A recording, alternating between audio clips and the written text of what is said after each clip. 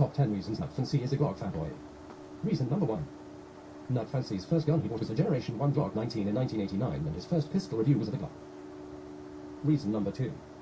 Nutfancy's 28th knife review was of a Glock field knife. Go find that on their Real Knife channel. What came first, the Glock or the egg? Obviously the Glock. Don't believe me? Go find Nutfancy demonstrating how to properly open a Valisong knife if you think he's a Real Knife channel. Yeah, that's what I thought. Reason number 3. Nutfancy's early reviews of the HK pistols outline his dislike for the brand overall, as well as the propaganda that somehow Glock is equal to HK in quality accuracy, even though HK has been in the gun-making business far longer than Glock, and HK did it first. One only needs to consult Nutfancy's Apples to Apples review and its comment section to get a basic understanding of this. Moreover, Nutfancy is quoted saying that he thought the G21 was a better pistol than the HK and K23, and that the G21 should have won the contract. To this day, Nutfancy's channel has never directly reviewed or compared an HK USP in 45 caliber to a G21 ever, even though the Navy SEALs used the HK for at least a decade. That's not a talking point. One only really needs to visit a Glock forum like glocktalk.com and search for themselves to find out what Glock users think of HK as a brand, and most users there say HK is far superior to Glock, and that the time of seeing G21 versus MK23 topics coming up repeatedly. Reason number 4. Nutfancy's opinion of the 1911 is that it isn't a go-to-war gun. A primary caveat of this issue is that no high-cap 1911s are reviewed here. No P14, 45s or any of the newer Parrot Black Ops 1911s in 9mm either. Again, a huge underrepresentation and avoidance of perspective is injected when certain guns are completely avoided for review. I will add the fact that Jeff Cooper, a main proponent of the 1911, doesn't really get talked about in his 1911 Poe video at all, yet Jeff Cooper gets about a half-second of mention for Nutfancy's Scout Rifle video because he had no choice but to name-drop it in the chance that he'd be calling him for that, and even then he makes it sound like it isn't as important as his own message to his viewers. Again, Jeff Cooper's name doesn't even come up in any 10mm discussions Nutfancy engages in either. The amount of information hiding by Nutfancy is just hideous. Reason number 5. Nutfancy calls any polymer pistol that competes or beats Glock out of the box a sniper's pistol. This clever trick that Nutfancy uses is to basically persuade his viewers into attributing Glock with the on-it position, because he first brings out X polymer pistol, typically in 9mm, and then compares it to Glock and then says that Glock has a greater accessories market, track record, etc. And therefore is better, aside from the obvious excuse to interject a review with yet another Glock cameo. An honourable mention to this sniper's pistol propaganda that Nutfancy promotes is to simply Google what pistol Chris Kyle carried, a Springfield 1911. I'm pretty sure Chris Kyle speaks more for snipers than Nutfancy ever would. Reason number 6. Nutfancy intentionally promoted Glock by delaying the release of the Glock 43 a full month as declared in his video because he thought people would forget about it.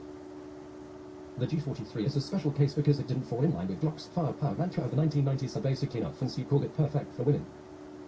Which is just a bit air. Nutfancy also made a video promoting the rumour that the Navy SEALs were going to adopt a fanboy favourite. The Gen 3 Glock 19 is their official sidearm, only to admit roughly 35 minutes into his video that it was just a rumour, but nevertheless people were found referencing the particular video as if it were true. Reason number 7. Nutfancy's criteria to evaluate guns has changed over the years, but still maintains its level of integrity that it started with. Admittedly, in his first review of the G17 we find keywords slogan straight from Glock's ad campaigns of the 1990s, firepower, track record, reliability, and pretty much anything he could list where he thought Glock beats other guns at. This is highlighted with the weight criteria, where Nutfancy infamously declares the Glock to be a win over HK by a whole 3 ounces, while floating the assumption that Glock quality or accuracy was equal to HK. Again, we find words like simplicity and eventually quality, which then became a lesser point than value over time, because value is a blend of quality and price.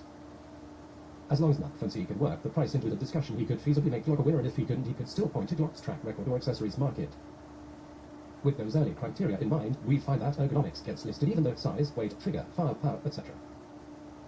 will all appear on his list of criteria, of which at least 3 to 4 of his list already trivially are ergonomics, which implies less importance on quality or accuracy, as track record or reliability often gets talked about rather than quality, aside from the obvious excuse to talk about Glocks in a video. Reason number 8. Nutfancy on the 5th generation Glock review claims that the stock plastic sights aren't a problem because most people will shoot much more than a box of ammo out of a new Glock. I'm not joking, this is the level of respect Nutfancy has for his viewers, and if you want an earlier account of this, you can look up his earlier SIG videos where he claims the recoil spring needing replacing after 5,000 rounds isn't a problem. Why? Well, you guessed it, it's because most people who buy guns don't shoot them that much more than a couple hundred rounds. Actual firearms channels that only focus on firearms, like the Military Arms channel, seriously question how Glock can still produce guns that have plastic sights on them. But wait, what about Glock's huge aftermarket for accessories? Just like the 1911 where quality of parts could be low at times, the aftermarket picked up the slack until eventually 1911 manufacturers offered customized parts, including name brand sights on the pistols as stock options. nutnfancy always champions that successful pistols will have a huge aftermarket, but he completely neglects the idea that a huge aftermarket might be an indicator that a manufacturer simply isn't getting the job done well enough in the first place. Reason number 9. Nutnfancy promotes 10mm over 44 Magnum for the great outdoors. Consulting Wikipedia reveals that 44 Magnum is literally twice as powerful as 10mm. Now if you think a grizzly bear is going to stand in one place while you take approximately 1 second to draw your gun and 5 seconds to unload those approximately 15 rounds you have in your gun, lol. Maybe you'd consider a 6-shot revolver in a gun with twice as much power, because if you know you have to defend yourself, you're going to want that first shot to have as much impact as possible. We hear the common fallacy nutnfancy promotes, which is comparing a hot 230 grain 10mm to a light 240 grain 44, instead of mentioning that .44 is far more popular and comes with a much wider range of bullet weights and designs specifically for hunting that have an established track record to back them up, where the 10mm doesn't. Nutnfancy doesn't mention that revolver brass is considerably stronger. It's really hard to take a gun review channel very seriously when they try so hard to make a 44 Magnum look bad by having his friend's hands all gouged up after shooting the 44 they show. Seriously now, these guys have been doing reviews for this long and they don't know how to shoot. No wonder we saw nutnfancy review an FN 5.7 twice over a full decade before reviewing a 44 Magnum at all. When talking about stopping power, the 44 Magnum is much more practical than a high-powered 27 grain 22 caliber bullet in the hands of an experienced shooter, because after all, after 10 years of shooting, shouldn't you come to that conclusion? Only a total and complete Glock fanboy would wait a full decade to review a 44 Magnum only to tell everyone it isn't as good as 10mm. Reason number 10.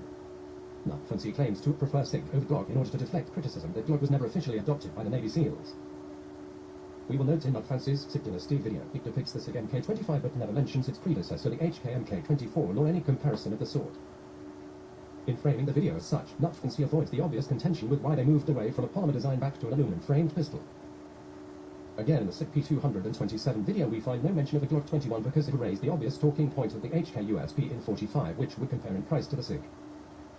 Again, Glock wasn't brought into that video because the true Glock fanboy doesn't actually own a Glock 21, but rather a 9mm Glock like a Glock 19. And since we're still on the topic of 45 ACP and how Glock fanboys champion 9mm over 45 auto, Nutnfancy still has yet to this day discussed why Glock made 45 gap. Conclusion. Nutnfancy is a Glock fanboy because he hides Glock's failures and embarrassments and attempts to brand shield himself behind SIG as his supposedly preferred brand, because he has no choice as the Navy SEALs have never officially adopted Glock. Nutnfancy tries to claim he isn't a Glock fanboy because he doesn't have videos showing how to use the soldering iron and a Dremel tool to stipple a Glock, even though he mentions it's something you can do. When it comes to Glock's track record of offering plastic sights on guns for 5 generations, Nutnfancy psychologically minimizes it in the most insulting way possible. As for any newcomer onto the Glock scene, Nutnfancy claims that a well-established manufacturer doesn't have a track record, even though they've been in the gun-making business a lot longer than Glock and have reputations and standards to uphold, much like it is with CZ and the P10C. Anyone can feel free to watch Jerry McCulloch's video on the S&W 945 to find out exactly why Glock wanted to champion reliability. It's because S&W's pistols were known for exactly that, but seriously now, why hasn't Nutnfancy ever reviewed the S&W 5906? It has a far superior trigger to that of the SIG, has an aluminum frame and is known for its reliability. This isn't it. With the transparency. Nutnfancy is the ultimate Glock fanboy because he uses other products to intentionally limit the scope of his firearms reviews with respect to Glock or its competition. The amount of damage done to the firearms industry by Nutnfancy is unknown but likely is huge. Nutnfancy intentionally manipulates his content by reviewing mid to low tier brands like Keltec and Ruger in order to not always have positive reviews by which he claims to have honesty. A side note, in 2014 Ruger bought Keltec.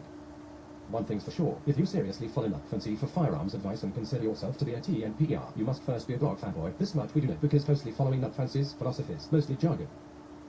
More or less dictate that to be true as the design to give you all the information you need to conclude Glock.